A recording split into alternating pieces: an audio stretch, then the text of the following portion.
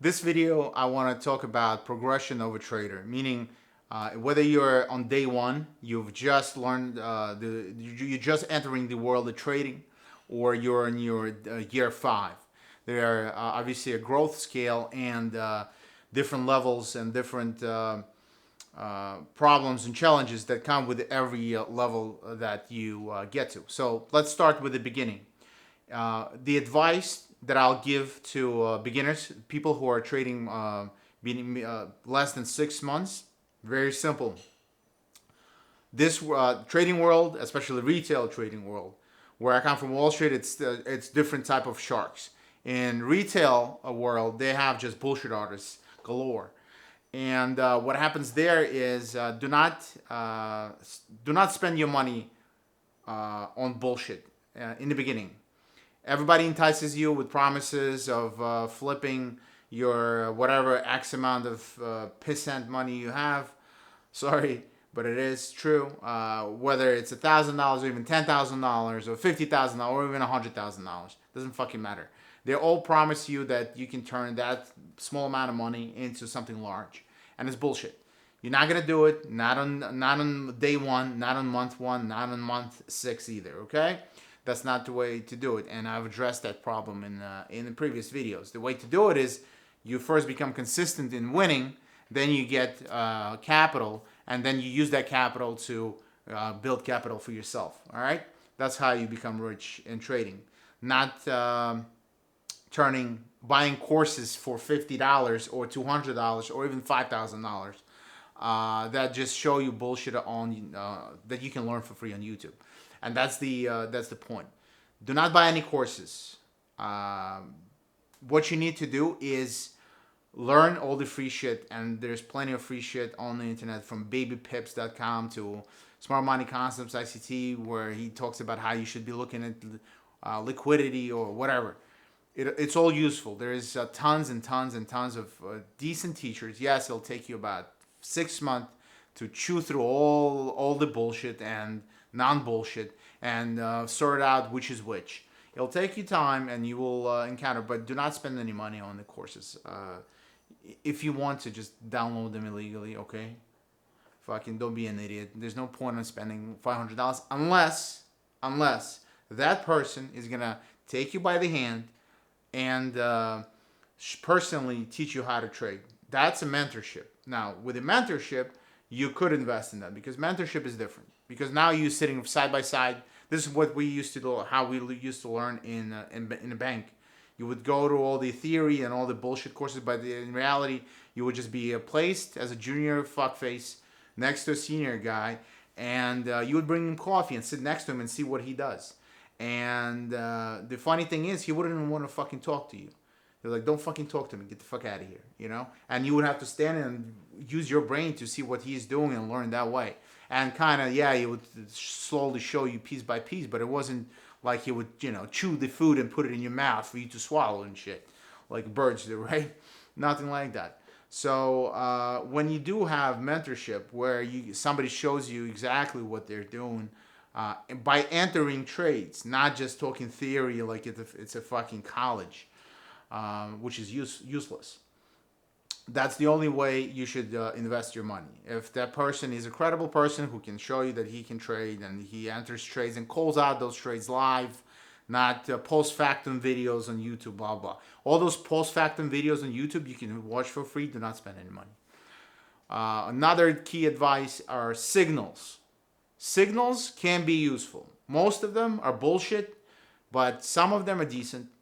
And I advise you to obviously try them out. But you don't enter signals. Do not use any signals while you're still on month 1 or 2. Use signals when you already have some kind of semblance of even to digest why this signal is being issued, right?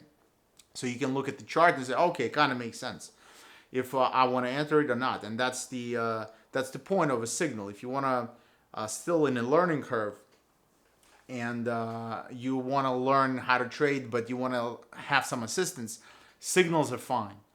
But the way you use signals is you first spend 3 to 6 months trading and learning, and again, demo or small account trading, whatever. It's all learning. You're not there to make money. It's not real money. It's bullshit amounts of money. So you're there to just learn how to just to learn. And if you want to use signals, you will have to have basic level of competency to even understand why that person is entering that trade. You can look at the hourly chart or 5 minute chart or whatever chart you're using, and be able to say, okay, this kind of makes sense, and I agree with it. And only when you agree with it, that's when you should take that signal and maybe adjust it to your liking. Maybe make a tight make a stop loss tighter, wider, whatever.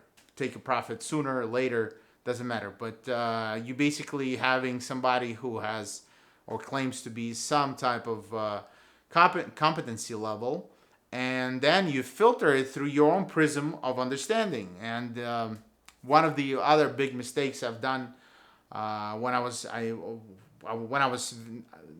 I got my first gig at a fund, and I was not I was still in my 20s, and I was not a seasoned trader, obviously. And I was looking at all these guys who were like in their 40s, 50s, and they're all rich, they all have mansions, Lambos, all that bullshit, right? And then we all talk shop, we all talk books, and they start telling me, oh, I'm long this, I'm short there. I'm like, fuck, but I want to be the opposite of that trade. And I would listen to them because I didn't have enough confidence, because I would think that fuck, they've been on Wall Street for fucking 20, 30, 40 years, and who the fuck am I? I've been doing this for 5 years or whatever, 3 years. And that was a big mistake, because you should never listen to anybody. You should always, always, always depend on yourself, listen to yourself, develop it in yourself, because ultimately that's trading. So if you happen to agree with somebody's advice, like signals or somebody's advice from whatever group you're in, fine, do it. But you always have to come back to yourself first. If you would take this trade by yourself from your own judgment, then you take the trade. And if you don't agree with it, do not take that trade. Even if sometimes they're gonna work out, right? And you're like, oh fuck, I should have taken that trade. Fuck that shit. You only take, your job as a trader is to cherry pick the best of the best of the best. That's another lesson for another time. But you should. That was one of the lessons. I was working for this legendary FX guy, first guy who was actually trading foreign exchange as a private individual, not a fund, as a private individual. It was back in the early 80s in Greenwich, Connecticut. Doesn't matter. Anyway, so this guy would take 1 or 2 trades, 3 trades a week, and I was taking 5 trades a day, and in his prop firm, and I was I because I wanted action. When I was still young, again back then I was still young, still blah blah, and I only with time and experience I realized it's not about quantity of trades, it's about quality. And he told me traders are paid to sit on their hands, meaning it's not about fucking smashing the button like a monkey. It's about to sit on your hands and have the patience and discipline to be calm, collected, and see only one that best setup, that A+ setup. That's the one you take, or at least A minus, right? Because the problem is most traders they're like a gorilla, like a bull in a china shop, right? They're like there's all that emotion, the lights. It's like you're in a casino, right? And you start taking a shit ton of trades, and most of them, at the end of the day, they have these memes. They show the IRS tax report after taking 20,000 trades, you made $57 worth of profit, right? That's the point. It's not about the amount of trades you take; it's about quality, and it takes time. Especially, it's very hard for young guys. Because I remember I was 20, full testosterone in that A-type personality, Wall Street environment, right? You're like, you want to tackle the world, and